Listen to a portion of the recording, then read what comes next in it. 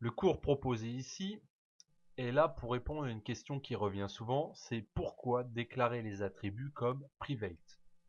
Alors pour expliquer et donner la réponse à cette question, je vais repartir sur le projet qui me sert depuis le début des cours, à savoir une classe article avec trois attributs, référence, thread name et description, et puis un fichier d'index qui est mon fichier pour ma page web, donc sans HTML pour l'instant. Et ici, on y retrouve donc une instance d'article que nous avons affichée avec la fonction vardump.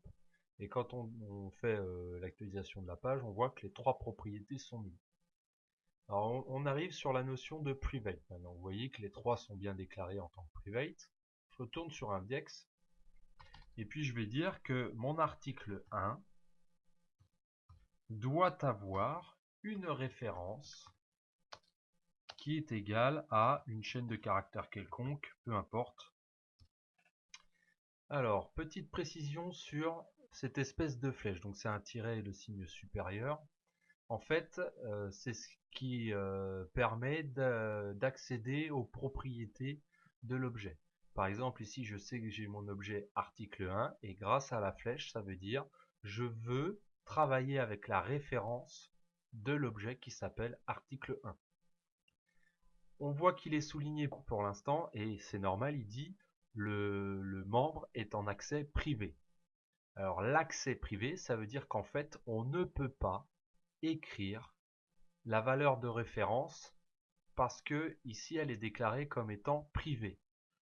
Et cela a une conséquence. Bon, déjà ça va pas fonctionner parce qu'on va avoir un message d'erreur. On voit le message suivant et on nous dit qu'on ne peut pas accéder à une propriété privée. Ici, en fait, on a cherché à écrire la valeur de la référence dans la propriété, donc référence de article 1. Maintenant, si je le déclare comme public, j'enregistre. On voit tout de suite que l'IDE, lui, a détecté qu'il y avait une erreur, qu'il n'y avait plus d'erreur, d'où l'intérêt d'utiliser un IDE. Et puis quand on actualise, maintenant, on voit bien que j'ai pu changer la valeur de référence. De même que si je refais article 1 et que je dis sur cet article, je veux accéder à la référence, une fois de plus, et puis que je lui donne une autre valeur, je vais dupliquer cette ligne et réafficher mon article. Ici, je vois qu'on a réussi à changer la valeur. Alors ça marche très bien comme ça. Donc là, ce que j'ai fait, c'est que je l'ai passé en public. En fait, ce qu'il faut comprendre avec public, c'est que on peut accéder depuis l'extérieur de la classe. Ce que j'appelle extérieur de la classe, c'est tout ce qui n'est pas dans la classe ici. Ici, on a la classe article et, et l'intérieur de la classe, c'est ça.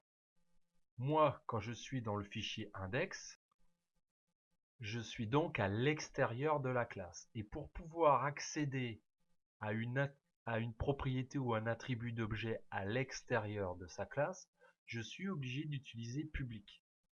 Mais c'est une mauvaise façon de faire. Admettons que la référence doit toujours faire 4 caractères. Ici, par exemple, la première, j'ai A, B, C, D, ça fait bien 4 caractères, mais admettons ici, je laisse comme ça. Eh bien, je n'ai pas pu faire de contrôle, et là, du coup, la chaîne va passer avec 7 ou 8x. Comme on peut le voir ici. Donc ici, j'ai respecté la contrainte des 4 caractères, mais pas ici. Donc le fait de laisser public une propriété d'objet fait qu'on n'aura aucun contrôle, on peut mettre ce qu'on veut. Mais imaginons que la référence doit être une chaîne de caractères et puis on lui affecte une valeur entière comme celle-ci, eh bien on n'a aucun contrôle possible. Parce que l'accès est public, c'est-à-dire qu'on va écrire directement dans la valeur.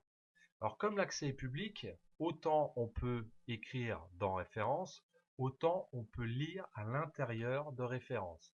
Par exemple, je vais dire que dans mon article 1, je veux afficher à la référence, je veux accéder à la référence. Donc en fait ici, on va récupérer la valeur de référence de l'objet article 1. Donc je vais voir afficher 5968. Donc j'ai bien ici 5968. Là encore, l'accès est totalement libre puisque j'ai déclaré ma variable comme publique, donc je peux y accéder depuis l'extérieur de la classe. Donc voilà cette notion de private public.